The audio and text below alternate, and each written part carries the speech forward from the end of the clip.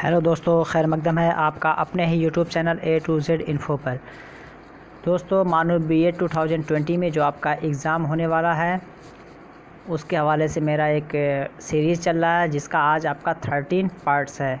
ठीक है, ये 13वां पार्ट है और इससे पहले मेरे 12 पार्ट्स हो चुके हैं। तो अगर अभी तक आप लोग नहीं देखें तो इन पार्ट्स को देख लीजिए, काफ़ी अंदाज़ा हो जाएगा। तो आप लोग दोस्तों को शेयर कर दीजिए, शेयर करके आ जाइए और फिर आप लोग आंसर करने की कोशिश कीजिए। और ये जो हमारा आज का है ये हमारा उर्दू का है। ठीक है, उर्दू जो आपका जनरल क्वेश्चन होगा 10 मार्क्स का उसके हवाले से है। और इसमें आपके उर्दू और जो आपके स्पेशल उर्दू 50 सब्जेक्ट क्वेश्चंस के होंगे 50, उसमें भी है कि आपके काम करेंगे। तो ये हमारे टोटल आज 15 क्वेश्चंस होंगे। तो ये 15 क्वेश्चंस को मैं करा दिया हूँ यहाँ पे क्वेश्चन के तौर पे, मॉडल टेस्ट पेपर के तौर पे आप लोग कीजिएगा। टेस्ट पेपर के तौर पे करेंगे तो अंदाज़ा हो जाएगा कि मानो में जो क्वेश्चन सेट किया जाता है किस तरह किया जाता है। इसी तरह के क्वेश्चन सेट किया जाता है उर्दू में, तो आपको पूरा अंदाज़ा हो जाएगा। और मैं उन पोर्शन को शामिल किया हूँ जहाँ से क्वेश्चंस बनाए जा सकते हैं। तो चलिए चलते हैं और आप लोग भी आंसर करने की कोशिश कीजिएगा। आज थोड़ा सा टेक्निकल इश्यू है जिसकी वजह से आप लोग के हमको कमेंट जो है डिस्प्ले नहीं हो पा रहा क्लियरली। तो प्लीज़ आप लोग ज्वाइन हो जाइए दोस्तों को शेयर करके। अब हम सेशन स्टार्ट करते हैं चूँकि आप लोग का कमेंट डिस्प्ले नहीं हो पा रहा, कुछ टेक्निकल इश्यू है आज। तो चलिए देखते हैं 26 नंबर। चूँकि इससे पहले हम जो 25 तक किए थे वो हमारा था जनरल, ठीक है, वो जीके का था। तो वहाँ पे करने के बाद आज हम 26 करेंगे। पहला है अल्लामा इकबाल के पहले मजमूए का नाम क्या था।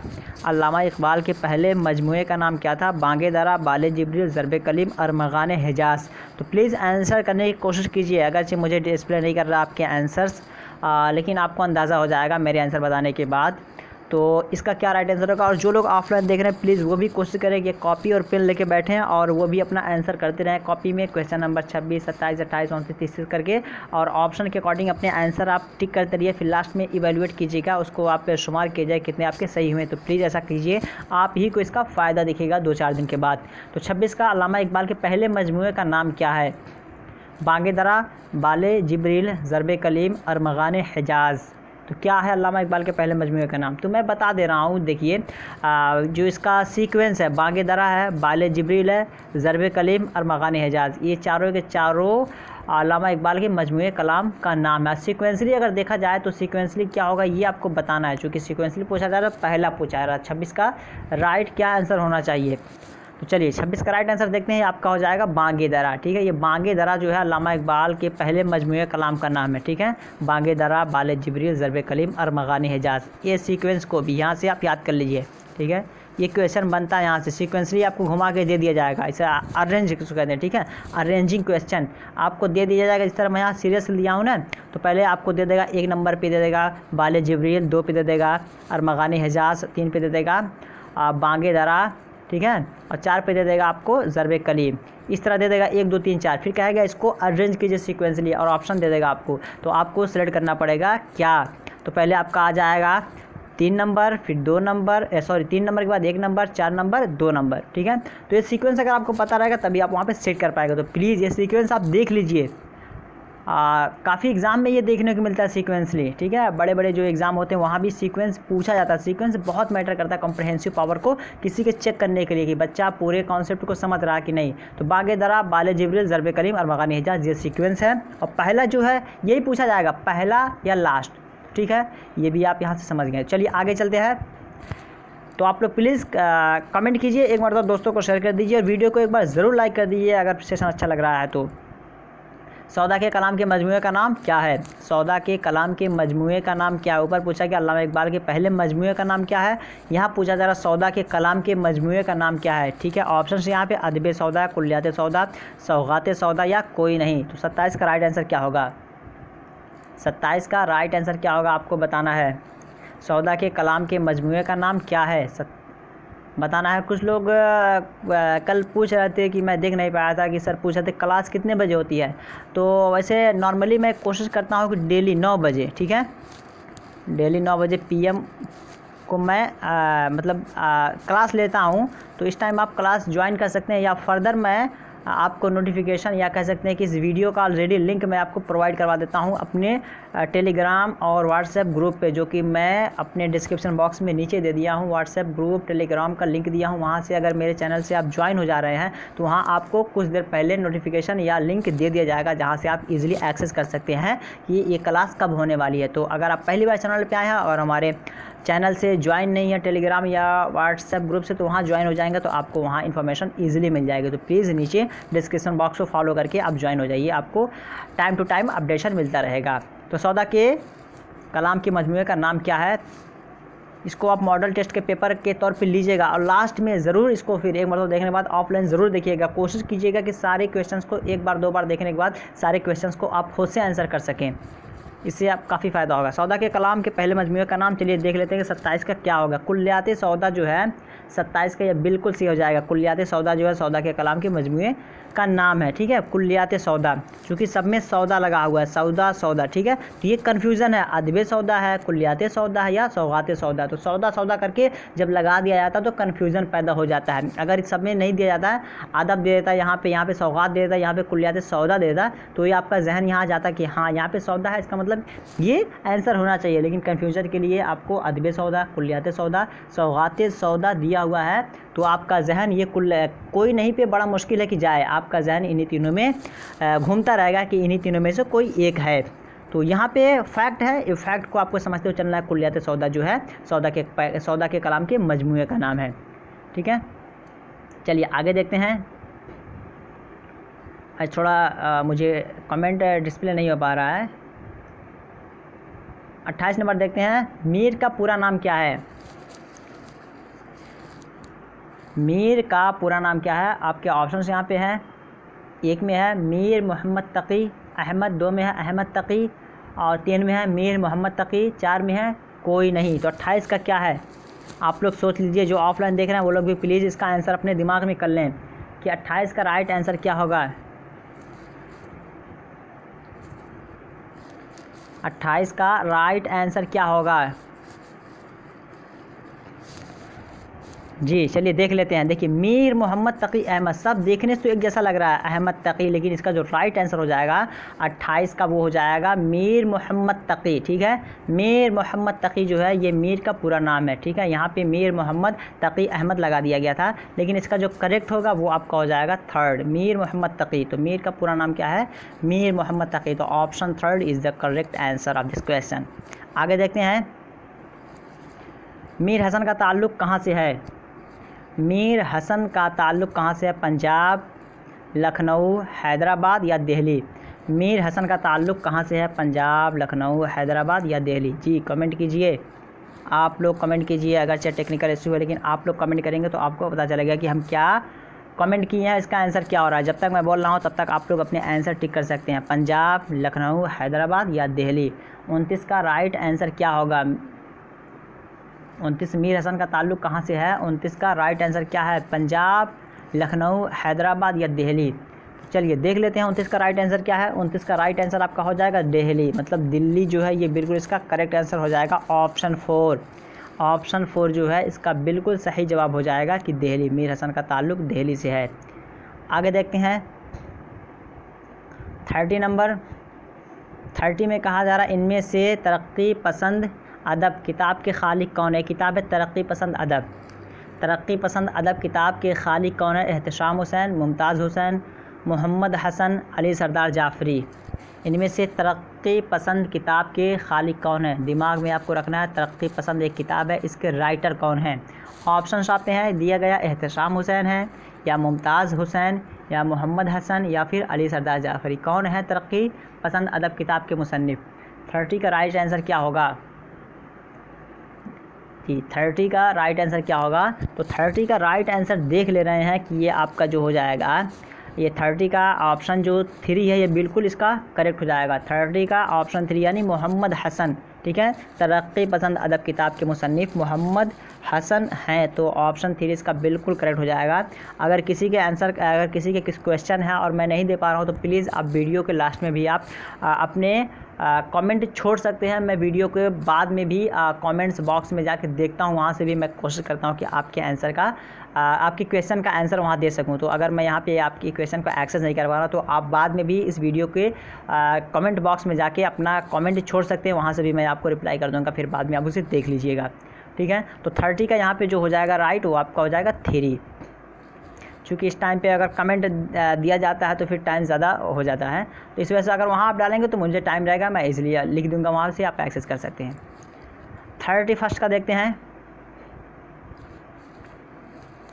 31 दर्ज झेल में कौन सा इमला दुरुस्त है? दर्ज झेल में कौन सा इमला दुरुस्त है? अस्तबल, अस्तबल, अस्तबल, अस्तबल। पढ़ने की ज़रूरत नहीं है इसे, आप खुद बता दीजिए। ऑप्शन 1 2 3 4 क्या 31 का राइट क्या होगा? 31 का जो राइटिंग कह सकते हैं, इसको लिपि हम कह सकते हैं, इसको क्या बोलते हैं? लिपि, स्क्रिप्ट बोलते हैं इसको इंग्लिश में। सॉरी, इसको डिक्टेशन बोलते हैं, डिक्टेशन, लिपि नहीं, डिक्टेशन बोलते हैं, DICTION। इसको डिक्टेशन बोलते हैं, जिसको इमला हम बोलते हैं। तो इमला आपका यहाँ पे चेक किया जा रहा है। ठीक है, तो बताना है कि कौन सा इमला सही होगा, इसलिए कि आपको ऐसे क्वेश्चन देखने को मिलेगा जिस तरह एक तरह सीन से स्वाद सादा लिखा जाता है, एक स्वाद से लिखा जाता है सादा। तो दोनों में मानी में फ़र्क पूछा जाता है। तो कब पहचान पाएंगे जो सीन से लिखा जाता है उसके माने क्या है, स्वाद से लिखा जाता है उसके माने क्या है? तो ये आपका इमला पे डिपेंड करता है कि आप किस इमले से लिख रहे हैं। पता चला आप सीन से लिख रहे हैं, उसका माना आप स्वाद का ले रहे हैं, या स्वाद से लिख रहे हैं माना उसका सीन का ले रहे हैं। तो ये आपको इमला अभी आपको सही करना है। तो 31 का क्या होगा? 31 का देख लेते हैं। अस्तबल जो है ना, ये आपका बिल्कुल करेक्ट हो जाएगा। ठीक है, जिसको इंग्लिश में भी स्टेबल बोलते हैं, स्टेबल। जहाँ पे घोड़े वगैरह बांधे जाते हैं उसे हम बोलते हैं, घोड़े बांधने की जगह को अस्तबल खाना बोलते हैं हम। तो ये आपका ऑप्शन जो 1 है बिल्कुल इसका करेक्ट हो जाएगा।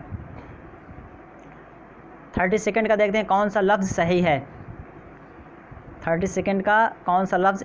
ये ऑप्शन 1 2 3 4। तो क्या सही है? देखिए, सिर्फ क्वेश्चन देख के कर लेना हो। कुछ लोगों के अंदर ये फीचर होती है कि अगर उनसे क्वेश्चन उनके सामने आए तो वो आंसर कर देते हैं, लेकिन अगर उनको लिखने के लिए कहा जाए वो नहीं लिख पाएंगे। ठीक है, तो ये भी आपको अंदर डेवलप करना है सलाहियत कि हम लिखेंगे। अगर कोई बोल रहा है खास, तो हम कैसे लिखेंगे? क्या ऑप्शन 1 वाले के हिसाब से लिखेंगे, 2 के हिसाब से लिखेंगे, 3 के हिसाब से लिखेंगे, या 4 के हिसाब से लिखेंगे? ये भी आपको समझना है। इसी वजह से मैं ये क्वेश्चन यहाँ डाला हूँ कि आप कैसे लिखेंगे। सिर्फ आपको पढ़ना नहीं जानना है, आपको लिखना भी जानना है। ठीक है, आपको लिखना भी जानना है, इसलिए कि मानू में एडमिशन के बाद आपका सारा प्रोसेस A to Z जो है वो उर्दू ज़बान ही में होता है। तो आपको उर्दू लिखना जानना काफ़ी ज़रूरी है। तो यहाँ बताइए कौन सा लफ्ज़ सही है? जिनको पता है वेरी गुड, जिनको नहीं पता वो जान लेंगे। ऑप्शन 1 2 3 4। ठीक है, तो ये आपका फैक्ट है। 32 का जो राइट आंसर हो जाएगा वो हो जाएगा आपका, ये स्वाद से जो लिखा जाता है खास, ये बिल्कुल सही हो जाएगा। ये आपका गलत है, ये गलत है, ये सब गलत है। ठीक है, तो ये आपका जो है ऑप्शन 3 खास, ये बिल्कुल सही है। ये उनके लिए है जिनको नहीं पता कि डिक्टेशन कैसा होता है इमला उर्दू का, तो वो उनके लिए प्लीज़ वो इस पर काम करें और अपने इमला को सही कर लें।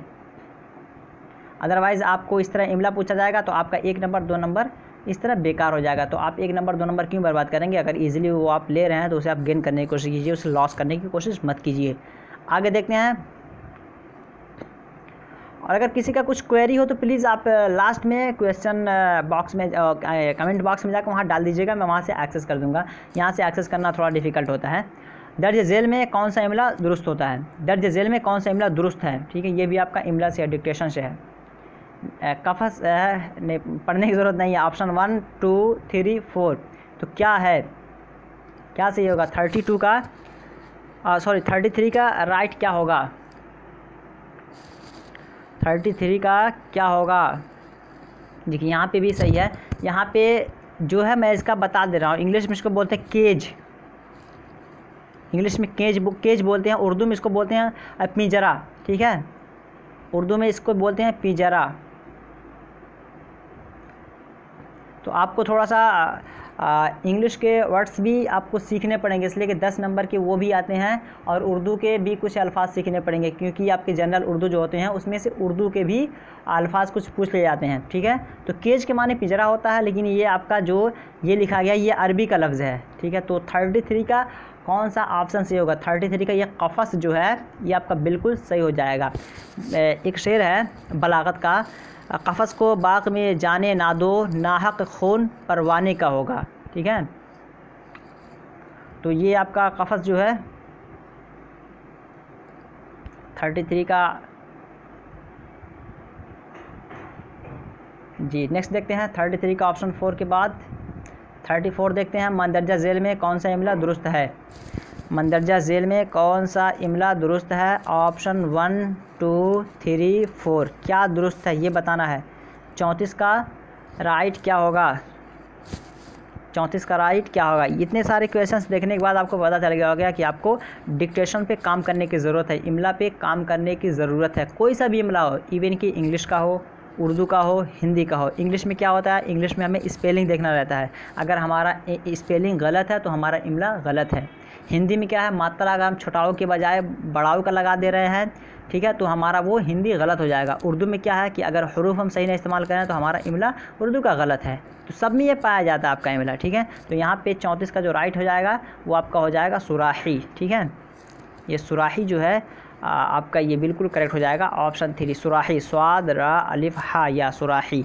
तो ये जो ऑप्शन 3 में जो बताया गया ये बिल्कुल इसका करेक्ट हो जाएगा इमला। आगे देखते हैं 35 नंबर। 35 में कहा जा रहा है लफ्ज़ ज़ख़ीरा का जमा क्या होगा? लफ्ज़ ज़ख़ीरा, ठीक है, ज़ख़ीरा का जमा क्या होगा? ज़ख़ीरा का जमा आपको बताना है। देखिए ज़ख़ीरा है या ज़ख़ीरा है, ज़ख़ूर है, ज़ख़ायर। ज़ख़ीरा मतलब कहते हैं ना स्टोर करना, किसी चीज़ को स्टोर करना, स्टोर। ठीक है, जिस तरह आपके मोबाइल में एक डेटा होता है जिसको हम स्टोरेज बोलते हैं, जिस तरह आपका गूगल ड्राइव है उसमें आपको 15 GB मिलता है, तो 15 GB आपका स्टोरेज होता है, वो आपका ज़ख़ीरा होता है। या जो प्रॉपर्टी आपके अंदर होती है या जो अपना कंटेंट आप रखते हैं वो आपका ज़ख़ीरा होता है। एक मान लीजिए एक हमारे पास जग है, उस जग में आप कोई चीज़ रख दिए, दाल चावल कुछ भी रख दिए, तो वो जग के लिए आपका ज़ख़ीरा हो जाएगा।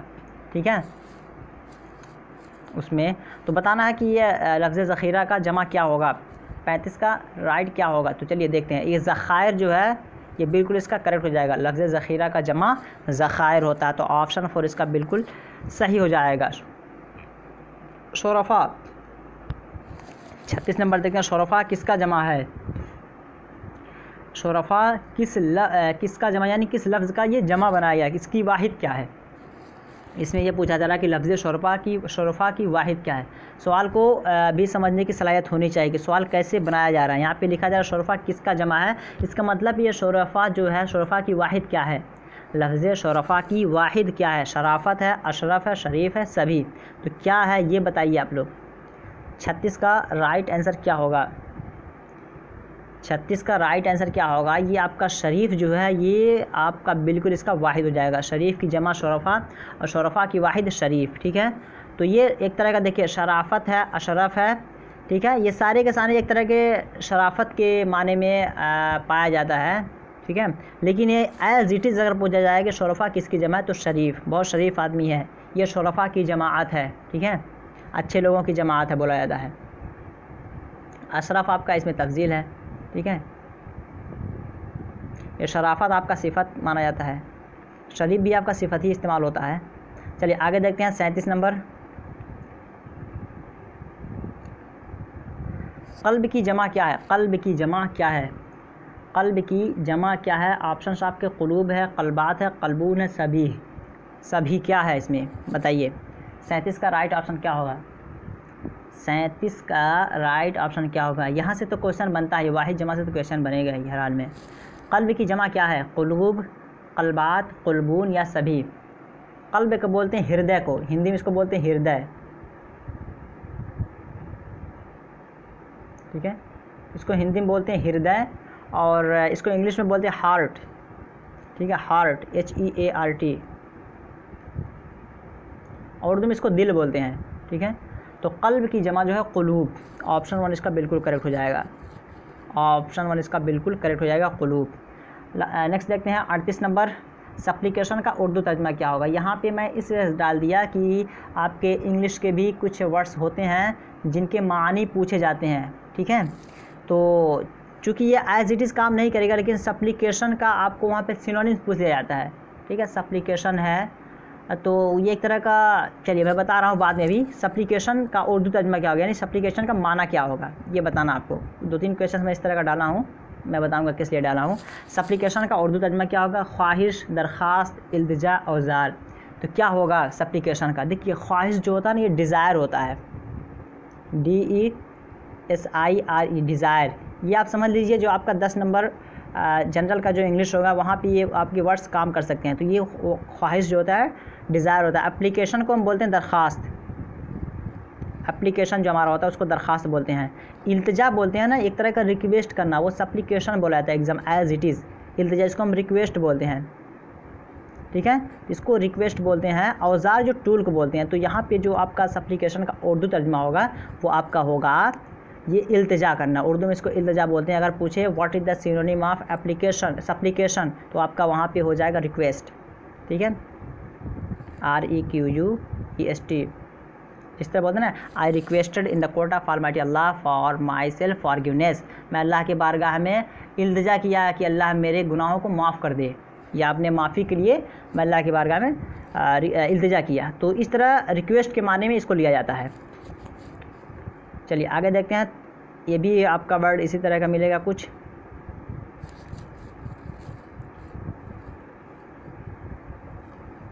ये कुछ हमारे 40 हैं, 40 तक हम करेंगे। 39, नाइफ़ का जमा क्या होगा चूँकि ये पूछा जाता है। Knife, what is the plural form of knife. चूँकि ये थोड़ा इसके बनाने का कायदा अलग है, जिस बेस पे कि ये बनता है, इस बेस में इसको दाखिल कर लिया हूँ। देखिए नाइफ्स है, नाइव्स है, नाइब है। ठीक है, तो क्या करेक्ट हो गया सभी, तो क्या करेक्ट होगा ये।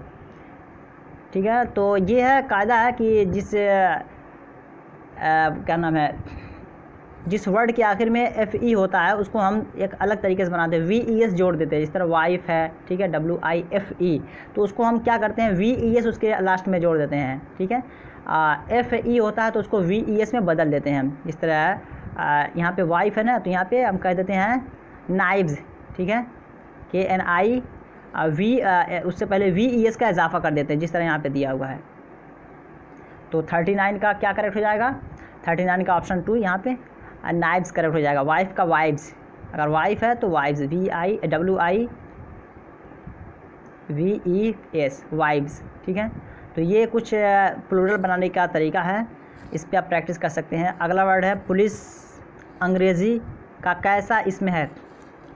ठीक है, ये भी आपका एक तरह का अंग्रेज़ी ग्रामर से इसको लिया हूँ। आपके जो नाउन्स हैं ना, common noun, proper noun, collective noun, material noun, abstract noun, exclamatory, sentence वगैरह जो होता है उसी तरह का टाइप्स पूछे जाते हैं आपकी, इसी वजह से मैं इसको ले लिया हूँ। ये बात और है कि वो आपका इंग्लिश में रहेगा, यहाँ पे मैं उर्दू में उसको दाखिल कर दिया हूँ। कॉन्सेप्ट समझ लेंगे तो वहाँ पे आसानी से इसका आंसर आप कर देंगे। और इस तरह के अगर क्वेश्चन आएंगे तो हर हाल में आप बना ही लेंगे। मैं बता रहा हूँ क्या है ये पुलिस अंग्रेज़ी का कैसा इसमें है। ये आपका इसमें जमा है, वाहिद है, मुज़क्कर है, मुअन्नस है। क्या है ये, देखिए ये एक तरह का जिस चीज़ से किसी जमात का इल्म हो, जिस चीज़ से किसी ग्रुप का बोध हो, उसे हम इसमें जमा मिलाते हैं। जिस तरह आर्मी है, पुलिस है, क्राउड है, मिलिट्री है। अगर कोई बोले कि पुलिस आ रही है तो इसका मतलब ये नहीं कोई एक पुलिस आ रही है, मतलब the group of people is coming.